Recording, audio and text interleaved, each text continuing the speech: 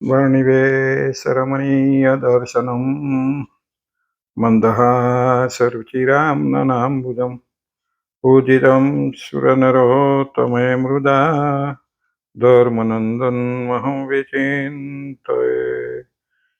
श्री सहजान स्वामी महाराजनी जय। श्री हरि कृष्ण महाराजनी जय। સૌ વાલા ભક્તોને ભાવથી જય સ્વામિનારાયણ, જય શ્રી કૃષ્ણ। આજે આપણે 63મો ભાગ જોવાનો છે। 51મો શ્લોક આપણે આગળના 3 ભાગમાં પૂરા કર્યા હતા। એમાં છેલ્લે શ્રાદ્ધ વિશે આપણે જોયું હતું કે શ્રાદ્ધ કર્મ બધાએ કરવું જોઈએ અને આપણા પિતૃઓને અથવા જે જીવાત્મા ગત જીવાત્માને એને પ્રાપ્ત થાય છે કોઈ પણ રૂપે। ભગવાન દેવલોકમાં હોય, નરક લોકમાં હોય કે પૃથ્વી લોક પર ફરી મૃત્યુ લોકમાં આવ્યો હોય અથવા તો મનુષ્ય રૂપે હોય, દેવતા રૂપે હોય કે પશુ પક્ષીના રૂપે હોય, પણ એ જીવાત્માને શ્રાદ્ધ થી તૃપ્તિ થાય છે અને તૃપ્તિ કરે છે। આજે આપણે 92મો શ્લોક જોઈએ છે। અજ્ઞાનાદ્યજ્ઞાનતો વાપી ગુરુ વા લઘુ પાતકમ ક્વાપી સ્યાતર્હિ તત્પ્રાયશ્ચિતમ કાર્ય સ્વશક્તિતઃ।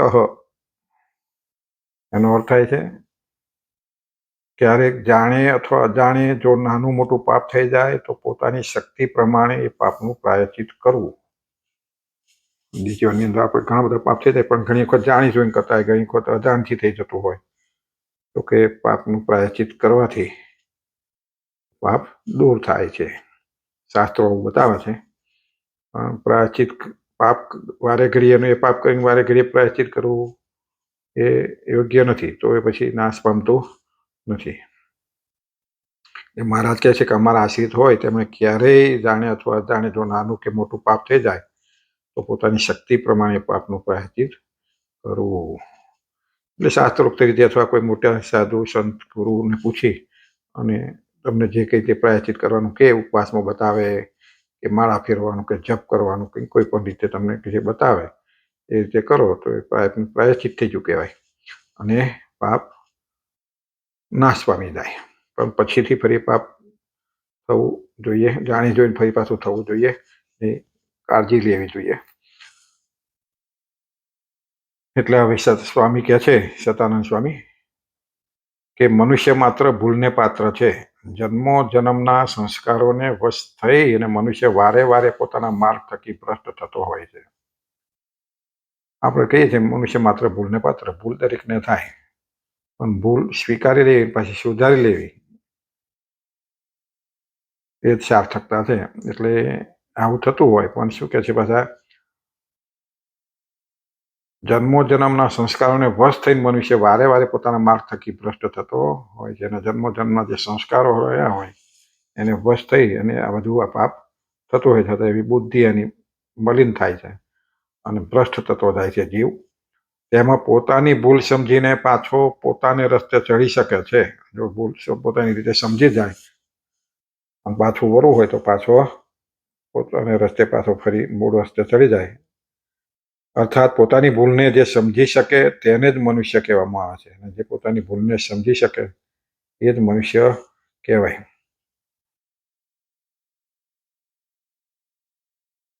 અને જે પોતાની ભૂલને સમજી શકતો નથી તે જન્મથી ભલે મનુષ્ય હોય છતાંય પશુ જ કહેવાય છે। જે પોતાની ભૂલને સ્વીકારતો નથી, સમજતો નથી, તો પછી સ્વામી કહે છે એ પોતે ભલે મનુષ્ય હોય પણ છતાં શું છે, પશુ સમાન છે, પશુ માટે જાણે અજાણે પોતાથી કોઈ ભૂલ થઈ જાય તો એ ભૂલને સમજી નિષ્કપટ ભાવથી મહાપુરુષો પાસેથી પ્રાયશ્ચિત લઈને શુદ્ધ થવાનો પ્રયાસ કરવો જોઈએ। જાણે અથવા તો જાણી જોઈને અથવા તો અજાણથી કોઈ નાનું મોટું પાપ જો થઈ જાય તો કે એ ભૂલને સમજી અને કોઈક મહાપુરુષો હોય, સાધુ સંતો હોય અથવા પોતાના ગુરુ હોય એમની આગળ એ પાપની રજૂઆત નિષ્કપટ ભાવથી પાછી જણાઈ અને એ પાપનું પ્રાયશ્ચિત લઈ અને જો શુદ્ધ ભાવે લઈને પ્રાયશ્ચિત કરે તો કે છે એ પાપ કર્મથી શુદ્ધ થાય છે. અને કારણ કે પાપ કર્મ કરનારો પુરુષ ક્યારેય પણ સુખી થઈ શકતો નથી. પાપ કર્મ કરનારો પુરુષ ક્યારેય સુખી પાપ કર્મ કરીને આપણે પાપ કરીએ એટલે ચોરી કરીએ, જૂઠું બોલીએ કોઈના માટે, આપણે લાગે સુખી થઈએ. ચોરી કરનારો સુખી પૈસાવાળો થઈ જાય, ખોટા ધંધા કરનારો પૈસા દેખાય કરો, પણ એ સુખી કેટલી વાર? એ ખાલી થોડો ટાઈમ સુખી રહેશે, પણ પછી એને પાછળ આ જીવમાં અથવા આગળ આપણે જોયું હતું એને પછી એ કર્મ બંધન કરે છે તો એને પછી નરક લોકની પ્રાપ્તિ થાય. ને ત્યાં જે આ લોકમાં જે પાપ ભોગવવાનો ના હોય એના માટે નરક લોક છે. આ લોકમાં જે પાપ જો ભોગવાતો હોય તો અહીંયા જ ભોગવડાવત, પણ એવા પાપો પછી એને નરક મૂકવો હોય. એટલે કદી કે એ પાપ કર્મો કરીને સુખી થતો નથી. પોતે જેવું વાવે તેવું જ લણી શકે છે. લીમડો વાવીને આંબાની આશા તો ક્યારેય પણ રાખી શકાય નહીં. એમ પાપ કર્મ કરીને ક્યારેય પણ સુખી આશા રાખી શકાય નહીં. થોડો ટાઈમ કદાચ એવું લાગે, કહ્યું એમ કે સુખી લાગે, પૈસો આવે કાં એવું લાગે, પણ એ મનને શાંતિ ના આપે, કુટુંબ પરિવારને શાંતિ ના આપે, કુટુંબ પરિવારમાં કજિયા કરાવે, ગમે તે કરી આ લોકોની રીતે થોડુંક દુઃખી કરે પાછળથી, અને પછીના કાય માટે તો આત્મા રહેતો નથી અહીંયા આગળ. એટલે પછીના ફરી જે જીવનમાં છે એને અનેક કષ્ટો વેઠવાનો વારો આવે છે. એટલે કદી સુખી નથી. એટલે છે કે જેવું વાવો એવું લણીએ. આપણે કહેવત કહીએ છીએ વાવીએ એવું લણીએ. આંબો વાવ્યો ના હોય, બાવળીઓ રોપ્યા હોય, પછી આંબાની કેરી ખાવા માગીએ, ક્યાંથી મળે? એવી રીતે કે છે સુખી થવાની પ્રયત્ન ના કર્યા હોય, પાપ પુણ્ય કરવાનું કામ ન કર્યું હોય, પછી તમે સુખી થવાની ઈચ્છા રાખો ક્યાંથી મળે? જે પુરુષ સત્કર્મ કરે છે એ સુખી થાય છે, જે દુષ્કર્મ કરે છે એ દુઃખી થાય છે. વળી પાપ કર્મ કરીને આપણે જો પ્રાયશ્ચિતથી શુદ્ધ નહીં થઈએ તો યમદૂતો મારીને શુદ્ધ કરશે. જો પાપ કરવાથી જાણ્યું હોય કે પાપ મારી થઈ ગયું અને કરી શુદ્ધ થવું જોઈએ તો એ પાપનું પ્રાયશ્ચિત કરવું જોઈએ. પ્રાયશ્ચિત કરીને જો શુદ્ધ નહીં થાવ તો પછી કે જમદૂતો મારીને શુદ્ધ કરશે. કારણ કે કરેલું પાપ કર્મ ભોગવ્યા વિના શાંત થતું નહીં. કોઈ પણ કર્મ કરો એનું ફળ તો મળે, સારું કરો તો સારું ફળ મળે, ખોટું કરો ખોટું મળે. અને કર્મ કરેલા છે, કર્મ ભોગવ્યા વિના શાંત થતા નથી. ભોગવા આવે જ. આ જન્મે ના ભોગવા ફરી ના જન્મે બાકી રહી ગયેલો કર્મો તમને ભોગવાવડાવે છે. બહુ લાંબી વાતો કરવા જઈએ પાછું આપણા લાંબુ થઈ જાય, એટલે બધા ઉદાહરણો બધા જોતા નથી. પણ આપણે ઇતિહાસોમાં ઘણા જોવા કે આપણે કામ ધૃતરાષ્ટ્ર હતા, એને મેં તો કોઈ પાપ જન્મથી કર્યું, જન્મથી કેમ હતો? જન્મ તો બાળક જો આવું જન્મે એ કયું પાપ લઈને આવ્યો? અધૂરો જન્મે, બેરો ખોટ પડવાનો જન્મે, તો એવું કારણ શું? તો એ આગલા જન્મનું ફળ હોય. બંને કર્મ ભોગવવા પડે. શુભ કર્મ હોય કે અશુભ કર્મ હોય, બંને કર્મ ભોગવ્યા વિના શાંત થતા નથી. અભુક્તવા ન ક્ષીયતે કર્મ હિતિ. આ સ્મૃતિની અંદર કહેલું છે કે ભોગવ્યા વિના કર્મનો નાશ થતો નથી. જ્યાં કર્મ કરો એ તમને ભોગવવા પડે. કર્મ જો તમને ભોગવવા ના પડે તો તમે મુક્ત થઈ જાઓ. કઈ કર્મની ભોગવવા ના રહે, કર્મ જ નહીં કરે. તૃપ્તિ છે, આનો કર્મ કરે પણ તમે આશા જ નથી રાખી કે મને એનું પાછળ આવું સારું મળે પરિણામ, અને ખોટા કર્યા હોય તો પણ એ તમને ભોગવડાવે. એટલે જ્યારે ખોટા જ નથી કરવાના, સારા કર્મ કરીને તમે આશા નથી રાખી ભોગવવાની કશી, તો તમને મુક્ત કરે છે. ઉપાસના ભગવતની હોય તો તમને મુક્ત દશામાં મૂકી દે છે. માટે કુસંગે કરીને કે સ્વભાવ દોષને આધીન થઈને કરેલા નાના અથવા મોટા પાપનું પ્રાયશ્ચિત પોતાની શક્તિ પ્રમાણે કરવું. માટે કુસંગે કરીને આપણને અથવા આપણા સ્વભાવના દોષને કારણે આપણે એના આધીન થઈને જો કે નાના મોટા પાપ કરતા હોય તો એને આધીન થઈને કર્યા હોય તો આપણે નાના મોટા પાપનું પ્રાયશ્ચિત કરવું જોઈએ. હવે અહીં કોઈ શંકા કરે કે પાતકમ ઇતિ, પોતાને નરકમાં પાડી નાખે તેને કહેવાય પાપ. પોતાના નરકમાં પાડી નાખે ને કહેવાય પાપ. આવી પાપ શબ્દની વ્યુત્પત્તિ છે. તો નરકમાં ક્યાં પાપો પાડે? કયા પાપો પાડે? જે નરકમાં નખાવે એને પાપ કહેવાય. તો કે એવા નરકમાં કયા પાપો નખાવે? એ તો આપણે વાંચીએ શાસ્ત્રોમાં કે બધા પાપથી માત્રથી નરકમાં પડવું પડે. એ પ્રમાણે જેટલું પાપ હોય એટલું ભોગીને પાછું નીકળવું પડે.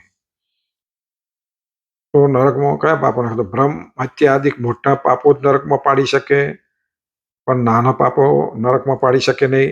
એથી અહીં એમ કહેવું જોઈએ કે પોતાથી કોઈ મોટું પાપ થઈ ગયું હોય તો એ મોટા પાપનું પ્રાયશ્ચિત કરવું. આવું કોઈ માનતું હોય કે નાના પાપો કરવાથી નરકમાં લઈ જતા નથી. મોટા પાપ બ્રહ્મ હત્યા આદિ મોટા મોટા પાપો કર્યા હોય એ કરવાથી પશુઓ કપડાનો વધ કર્યા હોય એવા પાપોથી નરકમાં જવું પડતું હોય તો પછી અહીંયા આગળ એવું કહે કે મોટા પાપ કરો એનું પ્રાયશ્ચિત કરે. તો ભગવાને શું કહ્યું?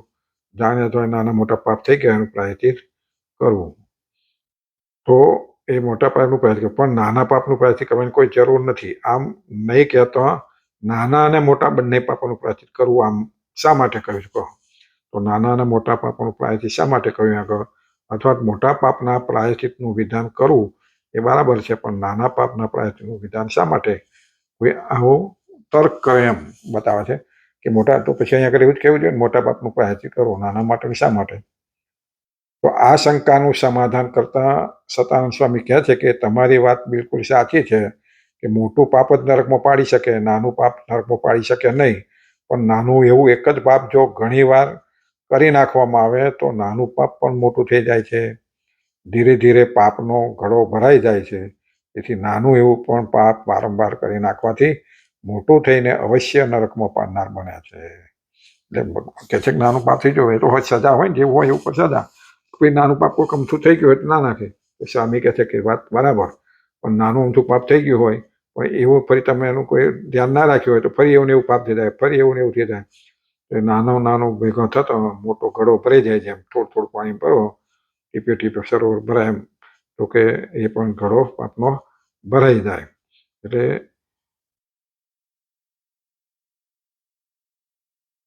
મોટું પાપ થઈ જાય. બધું ભેગું થયું એટલે મોટું પાપ થઈ ગયું. નાખવાથી મોટું થઈને અવશ્ય નરકમાં પાડનાર બને છે. આવું વારંવાર કરવાથી મોટું બને છે અને પછી એ પણ નરકમાં નાખે છે. માટે મોટા પાપની પેઠે જ નાના પાપનું પણ યથાશક્તિ પ્રાયશ્ચિત કરી નાખવું જોઈએ, આવો અભિપ્રાય છે. એટલે એ પણ રહે નહીં, કારણ કે એવું બીજું કોઈક નાનું પાપ થયું, બીજું કોઈક મોટું થઈ ગયું, નાનું થયું, તો દરેક પાપનું પ્રાયશ્ચિત કરવું જોઈએ. પાપમ ચ સર્વથા ન ગોપનીયમ.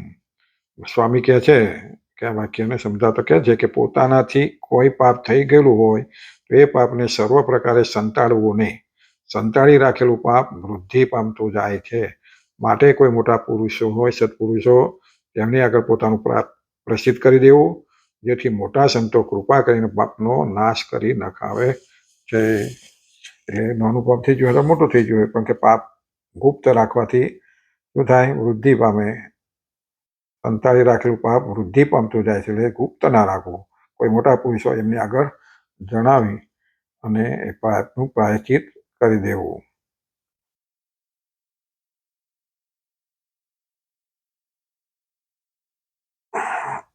અથવા જો કોઈ પાપ પ્રસિદ્ધ થયું ન હોય અથવા પોતાના સિવાય બીજા કોઈને ખબર ન હોય તો છાની રીતે બીજાને ખબર ન પડે એ રીતે જપ વ્રતાદિક છાનું વ્રત કરી લેવું. પ્રસિદ્ધ થયેલું પાપ હોય તો બધા જાહેર કરીને બનવી લેવું. નાનું મારું પાપ થઈ ગયું કે છે તો પોતા એકલે જ જાણતા હોય તો પોતાની રીતે વ્રતાદિક છાનું કરીને એનું કરી લેવું. હવે પ્રતિવાદી સ્પર્ધા શંકા કરતો કહે છે કે યમરાજાના ભયથી પાપનું પ્રાયશ્ચિત કરવાનું હોય છે.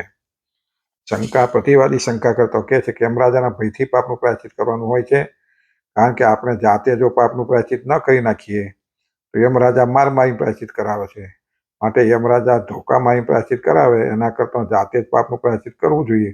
પણ છાના પાપની યમરાજાને જાણ કોણ કરે છે કે આ વ્યક્તિએ અમુક પાપ કરેલું છે? શંકા સ્વામી આવી બતાવે છે. તો કોઈ શંકા આવી કરે કે યમરાજાના ભયથી પાપનું પ્રાયશ્ચિત કરવું જોઈએ કે યમરાજા પાછા મારી ધમકાઈને પછી આપણું મારીને પ્રાયશ્ચિત કરાવે. પણ નાનું પાપ થઈ ગયું હોય કે છે, છાનું પાપ થઈ ગયું હોય, એ છાના પાપની યમરાજાને કોણ જણાવે? આનું સમાધાન કરતા સતાનંદ સ્વામી કહે છે કે મનુષ્ય જે પાપ કરે છે એની યમરાજાને પણ ખબર પડી જાય છે, કારણ કે આ યમરાજા તો એને આપણો હિસાબ જન્મ લઈએ છીએ ત્યાંથી બાંધેલા જ છે આપણે, કે એમનો જ્યારે જન્મ સમયે કરાર કરેલા હોય ને એને કોલ તે દીધેલા ભૂલી ગયા. એવું આપણે કોલ આપીને આવ્યા છીએ અને એને કોલના સાક્ષી યમરાજાએ લીધેલી છે કે નહીં માનો તો મારીને એને સીધો કરીશ. એટલે યમરાજાને તો આ બધી ખબર જ પડે છે કે યમરાજાને પણ ખબર પડી જાય છે. યમરાજા ભગવાનની વિભૂતિ હોવાને કારણે સર્વજ્ઞ છે. યમરાજા શું છે? ભગવાનની વિભૂતિ છે. ભગવાને ઊભી કરેલું એક પોલીસ ખાતું છે. એટલે એને સર્વજ્ઞ બનાવે છે. એને બધી જ ખબર પડે છે. તેથી બીજા કોઈ જાણ ન કરે છતાંય પણ યમરાજા બધું જ જાણી જાય છે. અને સૂર્યાદિ દેવો છે એ પણ કર્મના સાક્ષીઓ છે. આ બધા આપણે જ્યારે કોલ આપીને આવ્યા ને ત્યારે બધા સાક્ષીઓ બનેલા છે. સૂર્યદેવાદિક સાક્ષીઓ એ બધા પણ સાક્ષીઓ છે. તેથી સૂર્યાદિક દેવો પણ યમરાજાની આગળ સાક્ષી પૂરે છે. ત્યાં આગળ સૂર્યદેવાદિક જે દેવો છે બીજા એ બધા પણ કે યમરાજાની આગળ સાક્ષી પૂરે છે. આ વિષયમાં ભાગવત શાસ્ત્ર પ્રમાણરૂપ છે. સૂર્યો અગ્નિ ખમ મરુદ ગાવ સોમ સંધ્યાની દિશ કમ કુહુ કાલો ધર્મ ઇતિ હેતે દહ્યસ્ય સાક્ષિણી ઇતિ. આ શ્લોકમાં એમ કેવું છે કે વિષ્ણુ ભગવાનના પાર્ષદોને યમદૂતો કહે છે કે હે પાર્ષદો,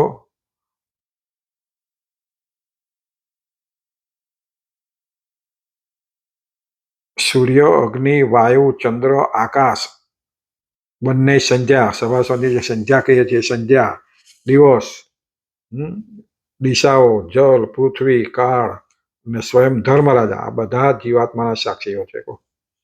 આ બધા કે આપણા જીવાત્માના સૂર્ય, અગ્નિ, વાયુ, ચંદ્ર, આકાશ બંને સંધ્યા, દિવસ, દિશાઓ, ચારે દિશા પ્રદેશે દિશાઓ, બધા આ બધા પૃથ્વી, કાળ, સ્વયં ધર્મરાજા આ બધા જ જીવાત્માના સાક્ષીઓ છે.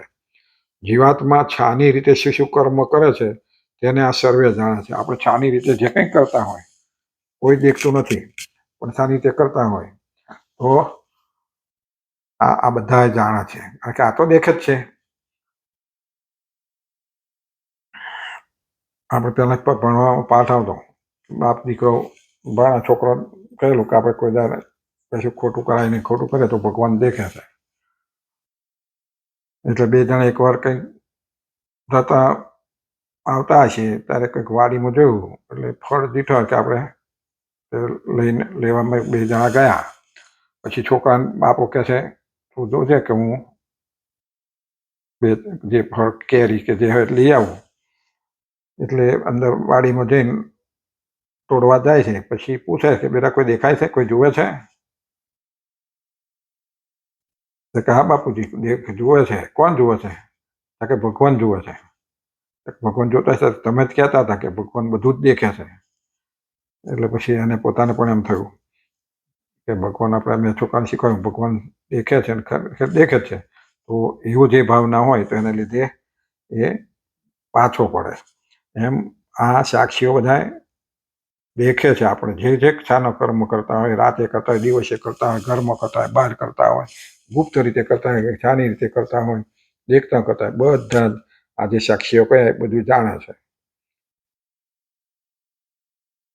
માટે છાના પાપનું પણ પ્રાયશ્ચિત કરી નાખવું એ યોગ્ય જ છે. એટલે એમાં જો પાપ કરનારો સ્વયં પોતે ધર્મશાસ્ત્રને જાણતો હોય તો પોતાના પાપને પ્રસિદ્ધ કર્યા વિના જ પાપને યોગ્ય પ્રાયશ્ચિત પોતે જાતે જ છાની રીતે કરી લેવું. જો પાપ કરનારો હોય પોતે સ્વયં જાણતો હોય કે પાપનું પ્રાયશ્ચિત કરવું જોઈએ, અમારે આ પાપ થઈ ગયું છે, તો છાનું થયું હોય કોઈ જાણતું ના હોય તો એ પાપનું પ્રાયશ્ચિત પોતે કરી દેવું જોઈએ. અને જે પુરુષ પ્રાયશ્ચિતના પ્રકારને જાણતો ન હોય તેમણે ધર્મશાસ્ત્રને જાણનારા કોઈ વિદ્વાન બ્રાહ્મણની પાસે જઈ અને કહેવું કે અમુક કોઈક વ્યક્તિએ આવું છાનું પાપ કરી નાખેલું હોય તો તેમાં છાનું પ્રાયશ્ચિત શું આવે? મેં કર્યું છે એમ ન કહે, પણ બીજી કોઈ અજાણ વ્યક્તિના બાને પૂછવું. આ રીતે બીજાના બાને ધર્મશાસ્ત્રને જાણનારા સુશીલ બ્રાહ્મણને પૂછી છાનું વ્રત કરી લેવું. એટલે આપણે પ્રાયની ખબર ના હોય તો કે આવી રીતે છાની બીજી વ્યક્તિનું નામ દઈને બ્રાહ્મણને પૂછીને પણ આવી રીતે પ્રાયશ્ચિત કરી લેવું. પણ છાનું પાપ પ્રસિદ્ધ કરવાની કોઈ જરૂર નથી. અને પ્રાયશ્ચિત પણ મનુષ્ય શરીર ક્ષણભંગુર હોવાથી તત્કાળ જ કરી નાખવું. અને પ્રાયશ્ચિત પછી એમ કે હું કરી દઈશ. તો આપણું મનુષ્ય શરીર કેવું છે? ક્ષણભંગુર છે. ક્યારેકનો દેહ પડી જાય, નક્કી નહીં. પછી રહી જાય તો એ પાછું દેહની જીવાત્માની પાછળ એ પાપ જાય. જો કરી નાખેલું હોય તો ના જાય, ઓછું થઈ જાય. એટલે પાયા આવો કર્મ હોય તો બને એટલા તરત જ કરી નાખવું. અને વળી પ્રાયશ્ચિત પણ ભગવાનની ભક્તિએ સહિત જ કરવું. ભગવાનની ભક્તિ સહિત જ કરવું. પણ કેવળ ઉપવાસો કરવાથી પાપની શુદ્ધિ થતી નથી. તેનું આવી રીતે વ્રત કરવું. ભગવાનમાં શ્રદ્ધા રાખીને ભગવાનની ભક્તિ તે દિવસે ઉપવાસ કર્યો હોય, વ્રત કર્યું હોય તો ભગવાનમાં વૃત્તિ રાખીને માળા જપ કરી અને નિમિત્તે કરીને ભગવાનને કહું મારું દૂર કરજો. ભક્તિ સહિત કરવું.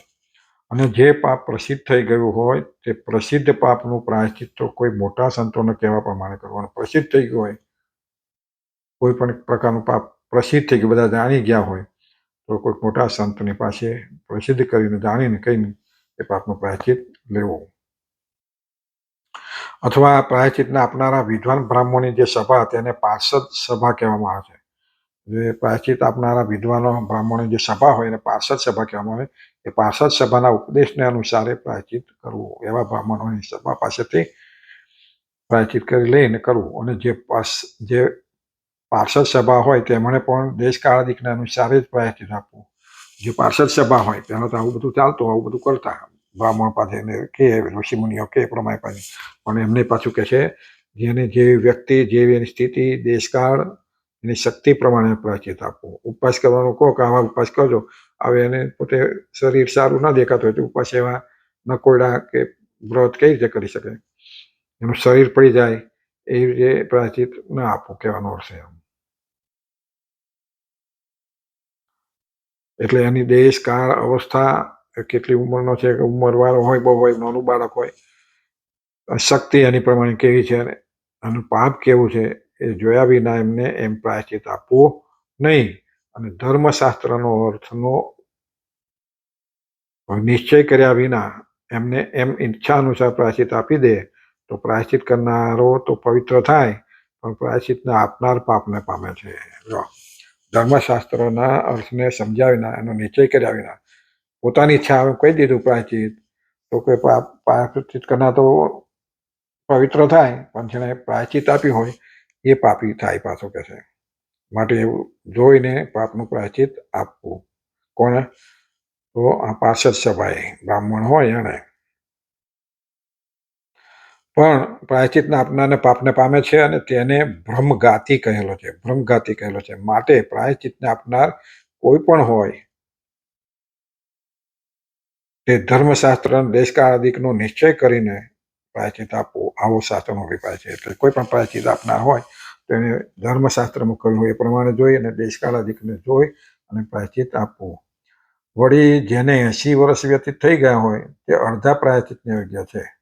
11 વર્ષથી આરંભીને 16 વર્ષ સુધીનું જે બાળક હોય તે પણ અડધા પ્રાયશ્ચિતને, 11 થી 16 વર્ષનું બાળક હોય એને પ્રાયશ્ચિત, 80 થઈ ગયા હોય એને અડધું પ્રાયશ્ચિત, જે પ્રાયશ્ચિત કરવાનું એનું અડધું કરવાનું હોય.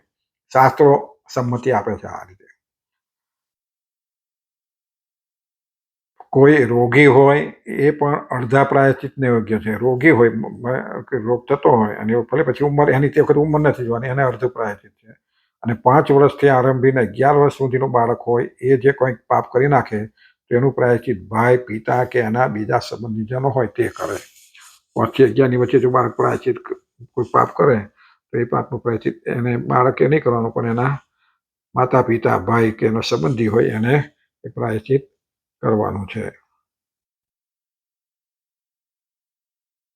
અને 5 વર્ષથી જે નાનો બાળક હોય તેને કોઈ પાપ નથી, અપરાધ નથી, તેથી તેને રાજદંડ કે પ્રાયશ્ચિત પણ નથી. અને 5 વર્ષથી જે નાનો બાળક હોય જે પાપ દેખાય કરે તો એનું પ્રાયશ્ચિત એના માતા પિતાએ કે એનું પાપ પણ નથી. કારણ કે 5 વર્ષનું હોય તેની બહુ સમજણે પણ ના આવું કરવું ના કરવું, અજાણથી થયું હોય ને એની સમજણ બહારનું છે, એટલે એને કોઈ પ્રાયશ્ચિત પણ નથી. આવો ધર્મશાસ્ત્રમાં વિવેક બતાવેલો છે.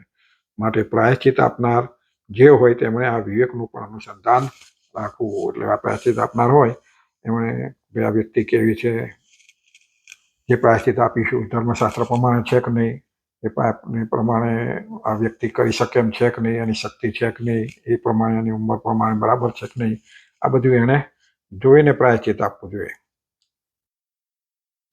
આ શ્લોકમાં શ્રીજી મહારાજને કહેવાનો તો એ જ ભાવ છે કે કરેલા કર્મો અવશ્ય ભોગવવા જ પડે છે અને એ ભોગવીને જ શાંત થાય છે, અથવા તો પ્રાયશ્ચિત કરીને જ શાંત થાય છે. માટે જાણે અથવા અજાણે થયેલા પાપોનું પ્રાયશ્ચિત અવશ્ય કરવું.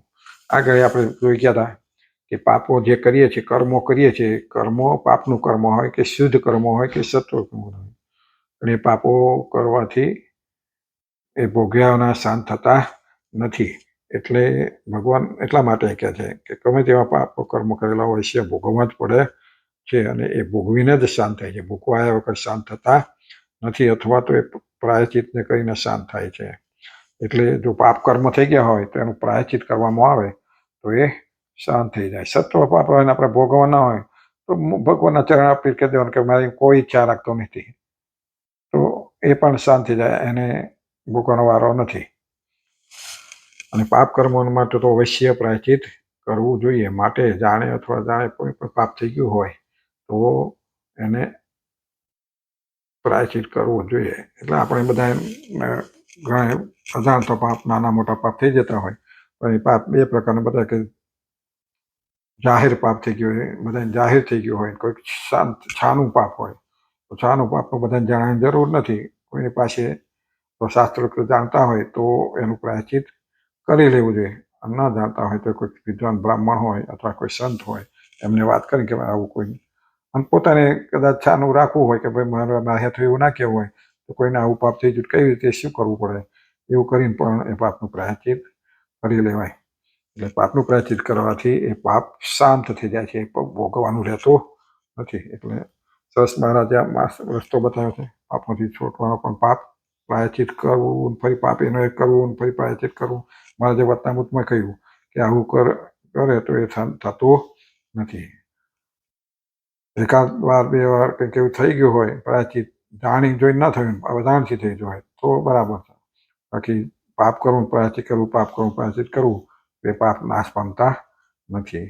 એટલે સરસ આજે આ 92મો શ્લોક પૂરો થયો. આદેશ આપણે પૂરું કરીએ, ટાઈમ લગભગ થઈ જવા આવે એટલે પૂરું કરીએ. ફરીથી આગળના ભાગમાં જોઈશું. બધા ભક્તોને જય સ્વામિનારાયણ.